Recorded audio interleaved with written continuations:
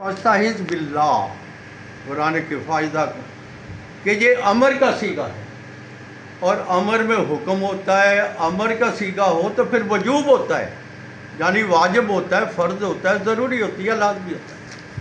तो लिहाजा आउज़ बिल्लाह कुरान के फस्तहिज़ बिल्लाह जो है ये अमर का सीगा, इसलिए ये पढ़ना वाजिब है, लाज़मी है कुरान के।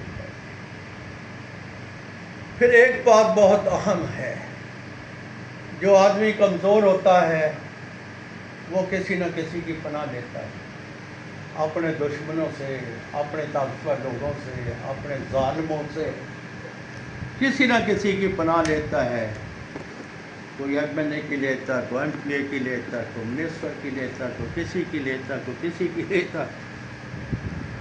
हम पनाह लेते हैं अपने कमज़ोरियों से, अपने दुश्मनों से, अपने शयातीन से, अपने को तंग करने वालों से, अल्लाह ताला। तो लिहाजा हम पनाह मांगते, अल्लाह की पनाह में आ जाते हैं, जो सबसे बड़ी कुव्वत है। दुनियावी तौर पर तो मैंने गिनी है, उससे बड़ी कुव्वत कोई है नहीं। तो हम फिर तअव्वुज़ पढ़कर उसकी पनाह में आ जाते हैं अल्लाह की, फिर कोई चीज़ भी हमें नुकसान नहीं पहुँचाती।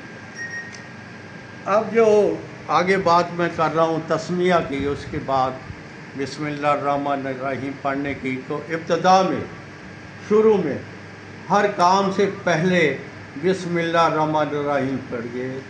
गाड़ी में बैठते हैं तब पढ़िए, खाना खाते हैं तब पढ़िए, उठते हैं तब पढ़िए, बैठे हैं तब। बरकत ही बरकत है बिस्मिल्लाह की।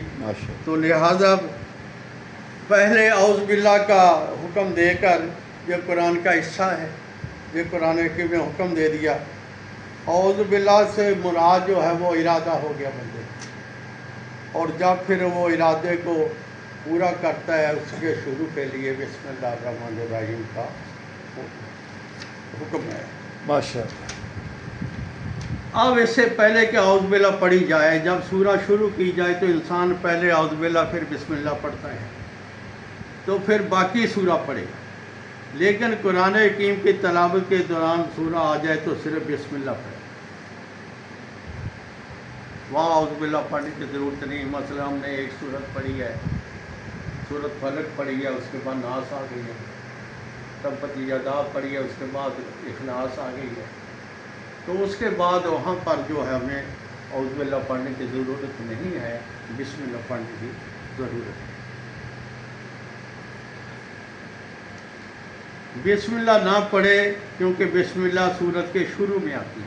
ये मैंने अभी जो सूरत के दरमियान में उसकी बात हो रही है। अब इसमें एक बड़ी ख़ास बात है कि बिस्मिल्लाहिर्रहमानिर्रहीम, इसमें रहमत का जिक्र है। बिस्मिल्लाह अल-क़हार अल-जब्बार नहीं है। अल्लाह ताला ने बिस्मिल्लाह के साथ अपनी रहमत का, रहमान और रहीम होने का जिक्र किया कि रहमान कहते हैं जो ज़मीन पे रहम का सब कर रहा है, और रहीम कहते हैं जो आखिरत में रहम करता है। या रहमान कहते हैं जो सब लोगों पर रहम करता है, मेहरबानी करता है, और रहीम कहते हैं जो सिर्फ मुसलमानों पर करता है। और आखिरत में भी वही माना बन जाते हैं तकरीबन। बाकी रहा कि दम पर सब पर रहम करता है, नहीं मानते उनको भी देता है, बल्कि ज़्यादा देता है। एक वाक़या बयान किया जाता है कि इब्राहीम अलैहिस्सलाम की ये आदत मुबारक थी कि आप जब तक कोई बंदा मेहमान ना आ जाता खाना नहीं तनावर फरमाते थे। तो एक दफ़ा एक बंदा आ गया, आपने बिस्मिल्लाह पढ़ के, मैंने भी बिस्मिल्लाह पढ़ के, मैं तो मानते ही, मैंने क्या कड़ा उठ चल। अब उसको भगा दिया, उधर से वही आ गई, इब्राहीम एक वक्त का खाना बिस्मिल्लाह नहीं पढ़ी, तूने उसे खाना नहीं दिया, मैंने उसकी पैदाइश से लेकर आज तक मैं उसे खाना दिया। अल्लाह।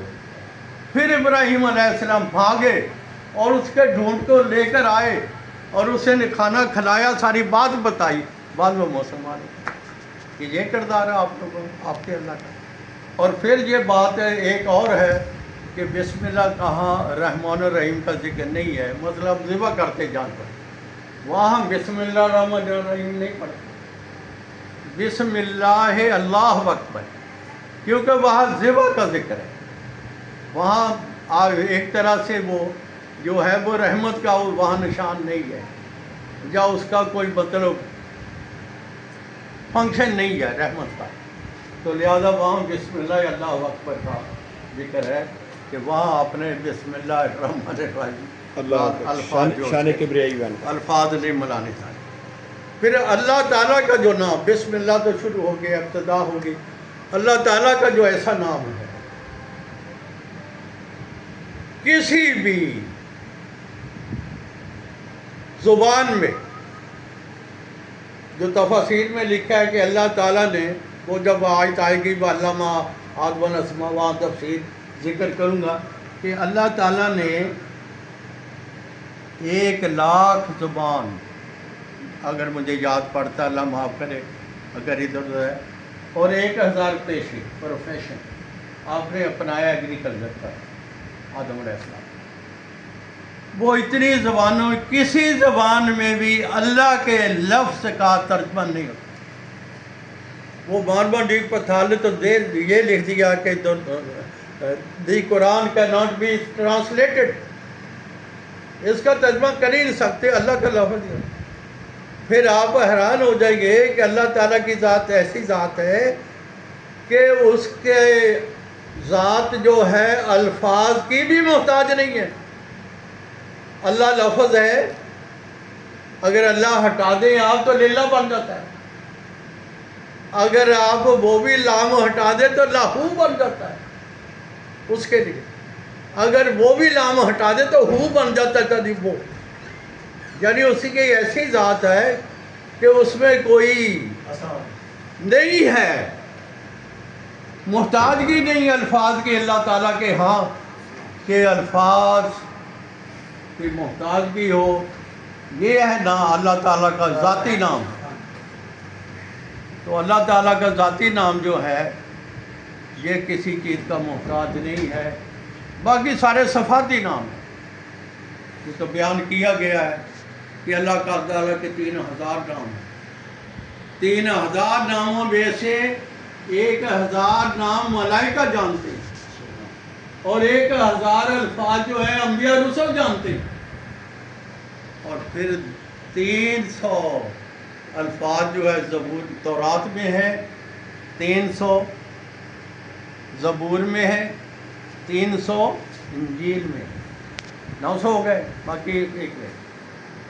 اب 99 نام اللہ تعالیٰ کے، باقی ایک نام رہ گیا، اس نام کو اللہ تعالیٰ ہی جانتا ہے۔ اللہ تعالیٰ کے جتنے بھی نام ہیں وہ صفاتی ہیں، ایک نام اس کا اللہ جو ہے وہ ذاتی ہے، تو لہذا وہ تمام نام صفاتی ہے، وہ اس ذاتی نام کے ماتحت۔ اور پھر یہ بھی بیان کیا، ابھی میں نے بیان کیا کہ اتنے نام ہیں، 3,000 نام ہیں اس کے، تو جس نے اللہ کہہ دیا اس نے سارے ناموں سے اللہ تعالیٰ کو پکارا، سبحان اللہ، تمام صفاتی نام اس میں آ گئے، اتنا جامع نام ہے اللہ تعالیٰ۔ اللہ، ابھی میں نے بتایا آپ کے آنے سے پہلے کہ وہ الفاظ کا محتاج نہیں ہے، اللہ لفظ ہے، الف اٹھا دیا تو لیلہ بن گیا، لام ہٹایا تو لہو بن گیا، وہ بھی لام ہٹایا تو ہو بن گیا، وہ یعنی اللہ تعالیٰ کے ذاتی نام جو ہے، اللہ تعالیٰ کی ذات پاک جو ہے وہ الفاظ کی بھی محتاج نہیں ہے، ایسی اللہ تعالیٰ کی ذات ہے۔